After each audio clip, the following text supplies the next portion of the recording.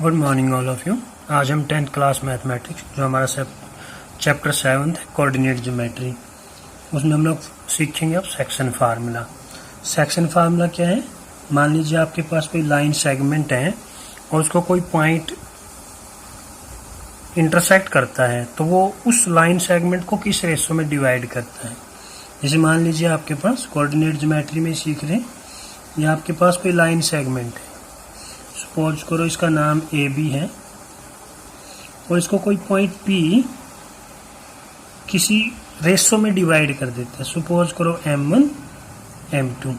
जिस पॉइंट ने इसको डिवाइड किया है उस पॉइंट के कोऑर्डिनेट क्या होंगे वो हम लोग फाइंड आउट करेंगे बाय सेक्शन फार्मूला। सपोज करो ए पॉइंट के जो कोऑर्डिनेट है वो आपके पास x1 x2 है और जो बी पॉइंट के कोऑर्डिनेट है वो आपके पास ये x1 y1 और इसके जो कोऑर्डिनेट है वो x2 y2 है। तो हम लोग देखो p के कोऑर्डिनेट कैसे निकालेंगे। तो हम लोग क्या करते हैं, ये y एक्सिस है, ये x एक्सिस है, ये ओरिजिन आपका O है। इन पॉइंट से on x axis perpendicular draw कर लेंगे हम लोग।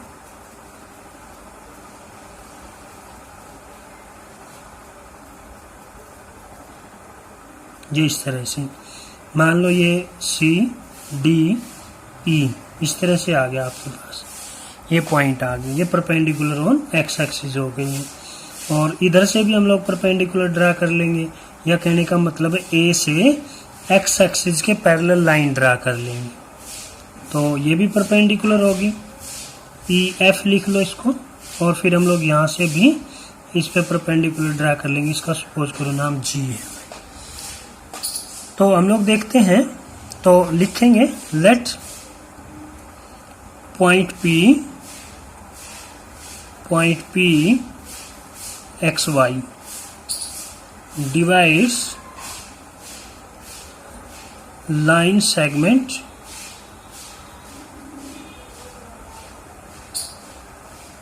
AB in the ratio M1:M2। हमने ये कहा कि इसने इसको M1 और M2 रेशो में डिवाइड कर दिया। मतलब क्या माना AP और PB है जो वो क्या है M1/M2 है आपके पास। तो अब देखो हम लोग इन दोनों ट्रायंगल की बात करते हैं क्योंकि M1 M2 इन दोनों ट्रायंगल में आता है। तो in triangle AFP and triangle PGB, AFP और PGB इन दोनों ट्रायंगल में देखते हैं। इन दोनों ट्रायंगल में देखो ये 90 का है, ये भी 90 का है। सपोज को इसका नाम 1 है, या नाम ही रख लेते हैं, इसका F है, F एंगल और इसका जो G एंगल है, दोनों इक्वल हो गए क्योंकि दोनों 90 डिग्री के हैं। और उसके बाद क्या है, ये लाइन इसके पैरेलल है, ये इसके पैरेलल है तो ये कौन से एंगल हो जाएगा, कोरस्पॉन्डिंग एंगल हो जाएगा। कौन सा, P एंगल B के इक्वल हो जाएगा। Angle P is equal to angle B, ये कोरस्पॉन्डिंग एंगल हो गए भाई।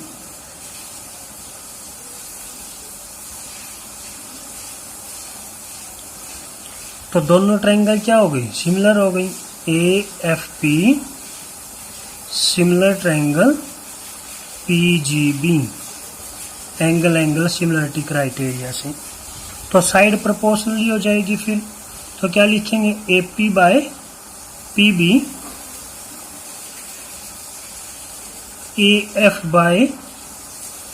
AF/PG और क्या रह गया, FP है ना, PF रह गया। तो PF/BG या GB जो भी है, CPST से इनकी कोरस्पॉन्डिंग साइड है। AP/PB की वैल्यू तो हमें पता है M1/M2 है। अब हमें क्या चाहिए, AF, तो इनको निकाल लेते हैं। पहले यहाँ निकालते हैं। देखो AF क्या है आपके पास, AF इक्वल हो गया आपका, AF इक्वल हो गया CD के। अब CD देखो ये कैसे आएगा, ये CD कैसे आएगा, OD minus OC, OD minus में OC करके आएगा CD। है ना, ये टोटल माइनस ओ सी, तो सी डी बचेगा। तो ओ डी देखो कितना, इसका एक्स कोऑर्डिनेट देखो, ओ डी का एक्स कोऑर्डिनेट क्या है, एक्स, तो यहां तो आ जाएगा एक्स है। ओ सी देखो, ओ सी इसका एक्स कोऑर्डिनेट क्या है, एक्स वन। इसी तरह से और किसकी जरूरत है, हमें पी जी की जरूरत है। ए एफ निकाल लिया ना, अब पी जी निकाल लेते हैं। पी जी देखो, पी जी देखते हैं हम लोग, पी जी ये है, ये कैसे आएगा, ओ ई माइनस ओ डी, ओ ई माइनस ओ डी। ओ ई देखो अब आपके पास क्या है, ओ ई का एक्स कोऑर्डिनेट देखो क्या, एक्स टू है, और जो आपका है पी जी है वो किसके इक्वल है, डी ई के इक्वल है मना। और डी ई को ऐसे ही तो निकालेंगे ना फिर, जैसे इसमें किया है। डी ई कैसे आएगा, ओ ई माइनस ओ डी, ओ ई माइनस में ओ डी। तो ये ओ ई देखो, ओ ई का एक्स कोऑर्डिनेट क्या है, एक्स टू है, और ओ डी का कोऑर्डिनेट एक्स कोऑर्डिनेट क्या है, वो एक्स है, तो यहाँ एक्स आ गया। ठीक है, ए पी तो A P by P B M one by M two, और ए एफ हमने निकाला एक्स माइनस एक्स वन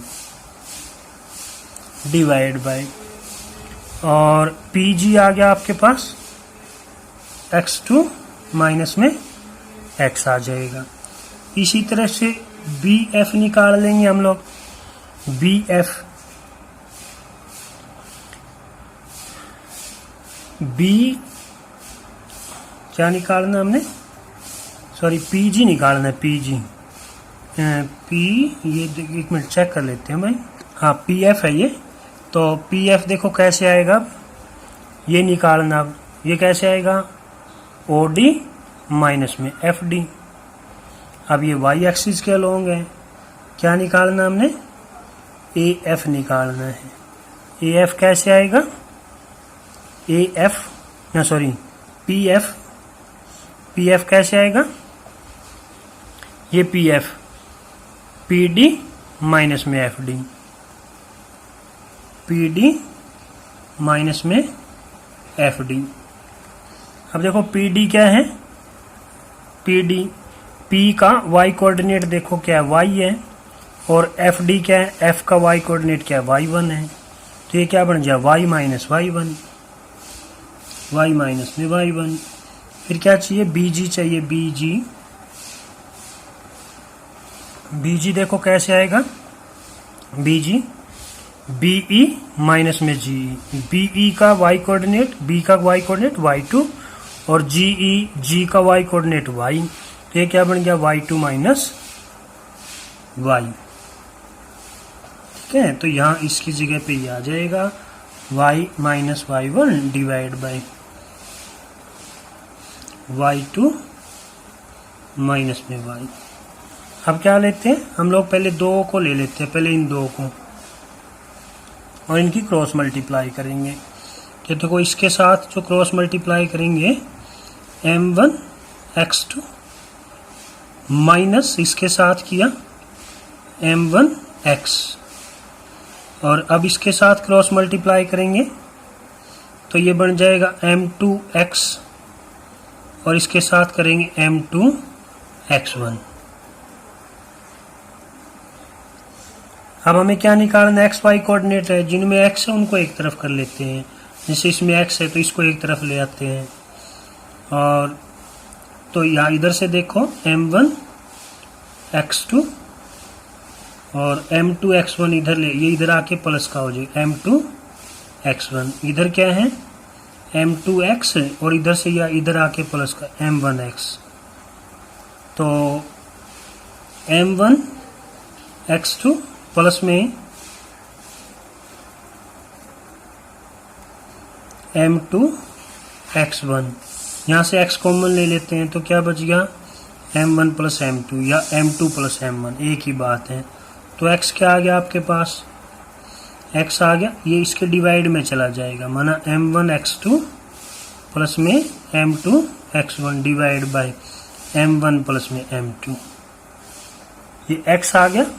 इसी तरह से अगर हम लोग y निकालें तो y आ जाएगा, इन दोनों को लेंगे जब इसको इन दो टर्म को लेंगे तो ये आपके पास इसी तरह से आएगा y m1 y2 प्लस में m2 y1 divide by m1 plus m2। मतलब फर्क क्या हुआ, जहां x था वहां अब y आ गया है। इसी को हम लोग बोलते हैं सेक्शन फार्मूला।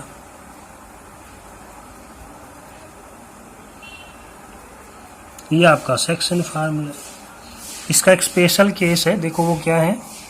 तो बाय सेक्शन फार्मूला ये p के कोऑर्डिनेट आ गए जिस पॉइंट ने उस लाइन सेगमेंट को m1 m2 रेशियो में डिवाइड किया था। ये x कोऑर्डिनेट, ये y कोऑर्डिनेट आ जाएगा। स्पेशल केस है। स्पेशल केस में क्या कह रहे हैं कि अगर कोई लाइन सेगमेंट है, सपोज करो वही नाम लिखते हैं ए बी है, और जो p पॉइंट है इसने इसको बाइसेक्ट कर दिया। बाइसेक्ट माना क्या है कि जो रेशियो है वो इक्वल हो गया, मीन्स क्या m1 is equal to m2 हो गया।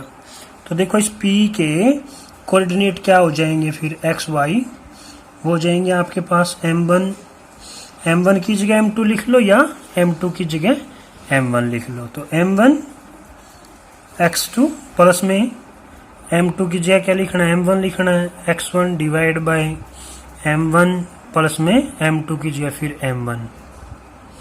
और फिर देखो y कोऑर्डिनेट में m1 y2 m2 की जगह क्या m1, और सेम इसी तरह से नीचे m1 प्लस m1 आ जाएगा। तो यहां से हम लोग देखते हैं m1 कॉमन आ रहा है, ऊपर से m1 कॉमन ले लो तो यहाँ क्या बचा x1 प्लस x2 या x2 प्लस में x1, एक ही बात। ये दोनों ऐड होके 2m1 हो गया। इधर से भी m1 कॉमन आ गया तो क्या बना y1 प्लस में y2 या y2 प्लस y1, और इधर से क्या बन गया 2m1। ये m1 से इस m1 से कैंसिल हो गया, ये m1 इस m1 से कैंसिल हो गया। तो आपके पास क्या हो गया x1 प्लस में x2 divide by 2, y1 plus में y2 डिवाइड बाय 2। तो इसका मतलब क्या हुआ, जब वो पॉइंट उस लाइन सेगमेंट को बाइसेक्ट कर देगा, बाइसेक्ट मीन्स 2 इक्वल पार्ट में डिवाइड कर देगा, तो उसके कोऑर्डिनेट हमें ऐसे निकालने हैं। फिर सिर्फ जो दोनों पॉइंट के a और b के कोऑर्डिनेट उनको ऐड करके 2 से डिवाइड करना है, y के कोऑर्डिनेट को ऐड करके 2 से डिवाइड करना है। इसको बोलते हैं mid point formula, mid point formula. तो दो फार्मूले हमने सीखे हैं, एक तो है सेक्शन फार्मूला और एक मिड पॉइंट फार्मूला। इसी दोनों फार्मूलेज का पूरी एक्सरसाइज में यूज होगा। अब देखो हम लोग एक्सरसाइज का एक क्वेश्चन करते हैं, फिर हम ये फार्मूले और क्लियर हो जाएंगे। एक्सरसाइज 7.2 का फर्स्ट क्वेश्चन है, कहता है find the coordinates of the point which divide the join of these points in the ratio 2:3। क्या कह रहे हैं, कोई दो पॉइंट उनको ज्वाइन करना। मान लो इसको सपोज करो ए है, इसके कोऑर्डिनेट -1 7 और इसके कोऑर्डिनेट 4 -3। इनको ज्वाइन करने वाले लाइन सेगमेंट को कोई पॉइंट डिवाइड कर रहा है रेशो 2 और 3 में। उस पॉइंट को मान लो p x y।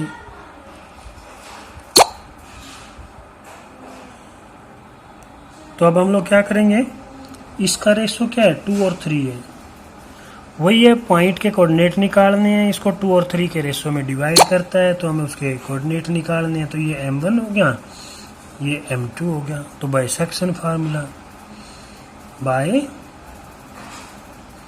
Section formula, section formula क्या है, m1 x2 m2 x1 divide by m1 plus में m2। और इसी तरह से जहाँ x आया y आ जाएगा m1 y2 m2 y1 divide by m1 plus में m2। ये सेक्शन फार्मूला है।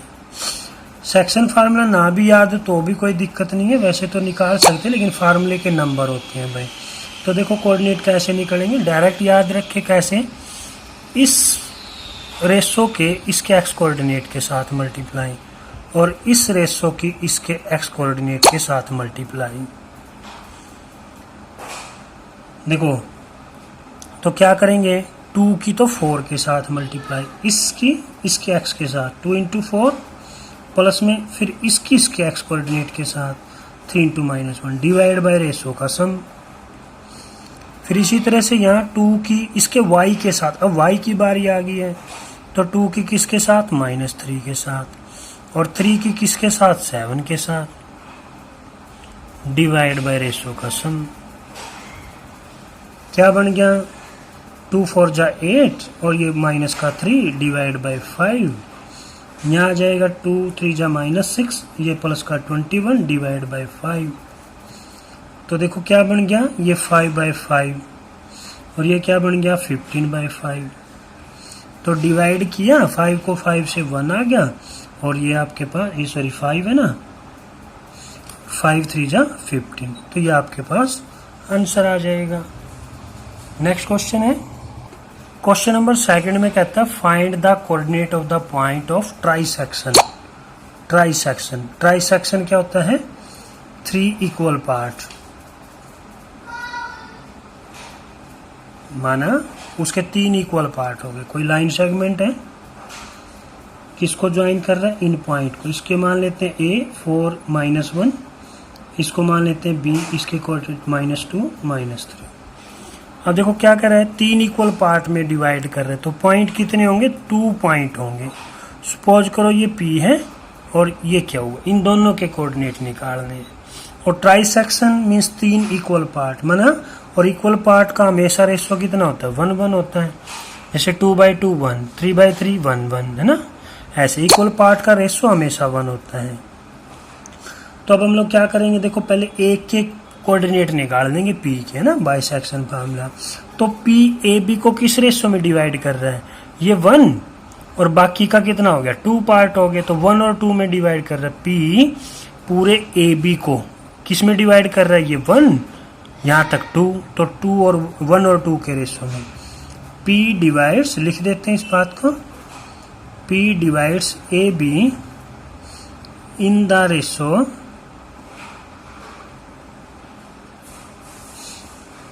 AB in the ratio 1:2। और उससे पहले क्या है ना, ये लिख भी दोगे कि P और Q डिवाइड करते हैं। Let P and Q divides AB in trisection. ठीक है ना, पॉइंट के नाम तो बताने हैं ना। और देखो फिर क्या लगाएंगे, क्या कहता है, P AB को, यहाँ P है, ये 1 था, ये 2 था, इस रेशो में डिवाइड करता है। A के कोऑर्डिनेट क्या, 4 -1, B के कोऑर्डिनेट क्या, -2 -3। तो अब सेक्शन फार्मूला सिंपल लग जाएगा। तो बाय सेक्शन फार्मूला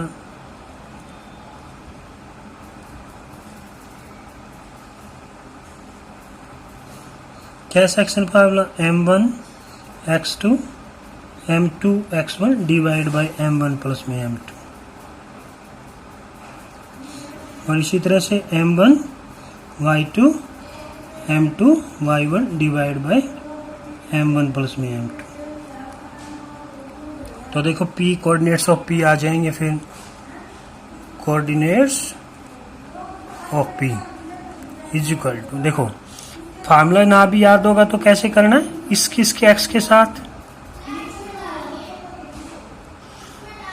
और इसकी इसके x के साथ मल्टीप्लाई करनी है, x कोऑर्डिनेट के साथ। 1 की तो किसके साथ, -2 के साथ, प्लस में 2 की किसके साथ, 4 के साथ, डिवाइड बाय रेशो का सम 1 प्लस में 2। इसी तरह से y के साथ आ गई, 1 की किसके साथ, -3 से, और 2 की किसके साथ, -1 से, डिवाइड बाय रेशो का सम। देखो क्या आ गया, -2, ये कितना आ गया, 8 डिवाइड बाय 3, ये कितना आ गया, -3, ये कितना आ गया, -2, और ये कितना, 3 आ गया। अब देखो ये कितना आ गया, 6/3, 6/3 कितना होता है, 2 आ गया, और ये माइनस का 5/3 आ गया। ये P के कोऑर्डिनेट आ गए। अब किसके निकालने हैं, Q के कोऑर्डिनेट और रह गए। देखो Q को 2 तरह से कर सकते हैं, या तो Q AB को 2 और 1 में, Q यहाँ तक 2 पार्ट है, यहाँ तक 1 पार्ट। या तो कह सकते हैं क्यू ए बी को 2 और 1 के रेशियो में डिवाइड करते तो सेक्शन फार्मूला लगा के दिया जाएगा। लेकिन अब हमें पता है कि पी है ना, जो सो क्यू है, पी बी का मिड पॉइंट है, तो मिड पॉइंट से भी निकाल सकते हैं। लिख देंगे हम इस बात को,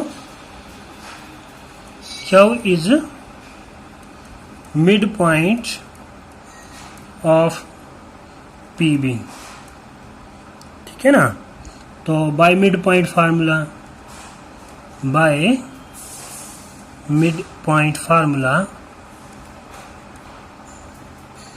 मिड पॉइंट फार्मूला क्या था, दोनों पॉइंट के एक्स कोऑर्डिनेट को जोड़ के 2 से डिवाइड करो, वाई कोऑर्डिनेट को जोड़ के 2 से डिवाइड करो, तो कोऑर्डिनेट्स ऑफ क्यू आ जाएंगे। कोऑर्डिनेट्स